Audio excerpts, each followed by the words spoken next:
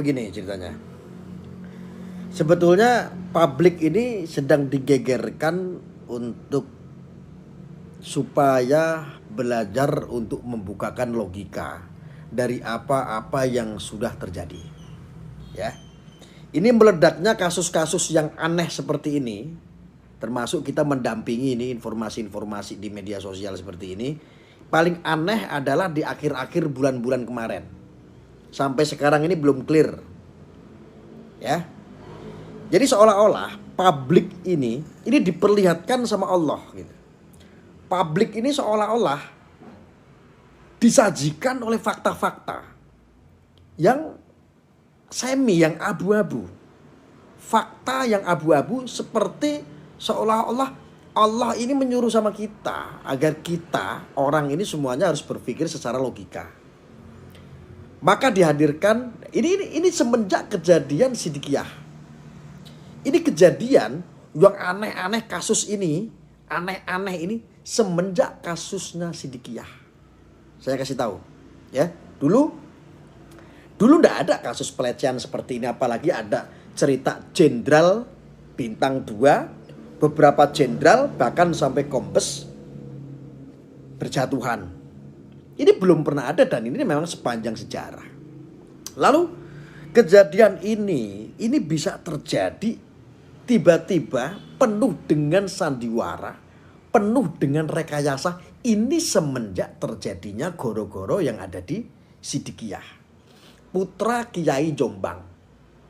Ya, tanda kutip Sidikiyah, kasus Sidikiyah.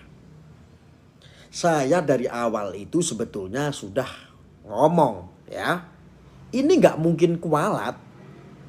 Ini semua permasalahan ini nggak mungkin kualat. Mana ada sih yang percaya sama ulama? Mana mungkin sih kiai-kiai model-model seperti Sidikiyah begitu, apalagi sang mursyid bisa bikin kualat? Nggak mungkin, betul nggak? Saya yakin ini bukan kualat karena Sidikiyah. Saya ini nggak mungkin kalau itu kualat sama sang mursyid. Torekot loh.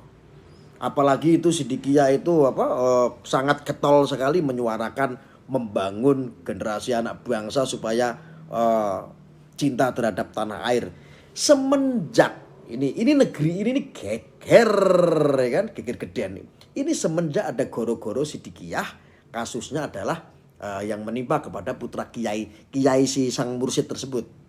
Jadi sang mursyid tersebut punya putra namanya Subeki. Semenjak itulah goro-goro ini banyak sekali. Dan kita seolah-olah disajikan oleh beberapa perkara, isu yang kita dipaksakan untuk menggunakan logika. Paham gak maksud saya? Kita ini seperti dipaksakan untuk menggunakan logika.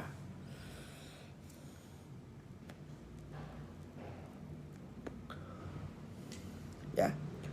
Coba bayangkan saja. Kasus aib seperti asusila gampang dipertontonkan saat ini, gampang isu itu dinaikkan tanpa ada saksi. Dan ini terjadi. Sidikiyah kemarin itu seperti aibnya itu diudak-ladul. Kejelasannya nggak jelas dan nggak bener lah ya. Intinya, wah ini seperti seolah-olah kasarnya tuh begini. Sidikiyah ini wah jelek pokoknya. Wah itu harus dibubarkan. Wah Sidikiyah ini wah ini kasusnya ini seperti ini. Sidikiyah, dari pihak Sidikiyah ini tidak merasa ini masalah keluarga, ini masalah harta, ini masalah kekayaan, ini masalah jabatan, ini masalah aset. Jadi tidak merasa nih. Sampai sekarang putra kiai yang saat ini sedang dekam di tahanan, saat ini di sidang yang sudah berproses hukum. Dalam persidangan pun sampai detik ini tidak ada yang namanya pengakuan, tetapi itu diadili. Ngeri juga ya. Nah ceritanya seperti ini. Kalau tadi kan Komnas HAM ya. Komnas HAM ini seolah-olah menjadi pengacaranya Sambo. Keren. Seorang Komnas HAM menjadi pengacaranya Sambo.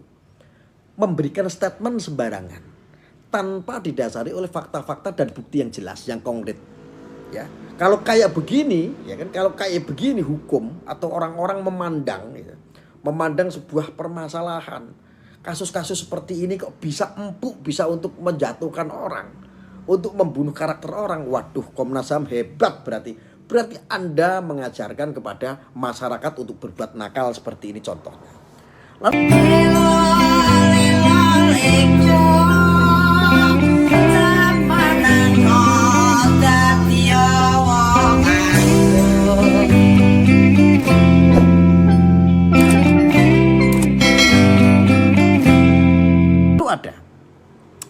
Ada kabar seperti ini seolah-olah ya.